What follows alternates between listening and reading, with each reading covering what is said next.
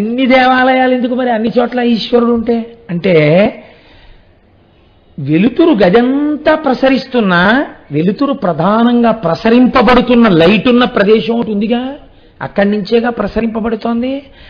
అంతటా ఈశ్వరుడున్న భాగవతుల ప్రార్థన చేత ఈశ్వర శక్తి ఒక చోట పొటమరించి ప్రకాశించినది.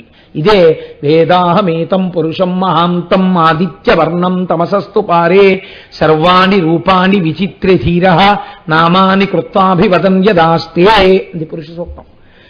ఒక్కొక్క మహానుభావుడు నేను ఈశ్వరుణ్ణి ఇలా చూడకుండా ఉండలేనని చేసినటువంటి ప్రార్థన చేత పరమశుడైన పరమాత్మ ఒక రూపమును దాల్చి ఒక చోట సాకారముగా వెలిసినాడు.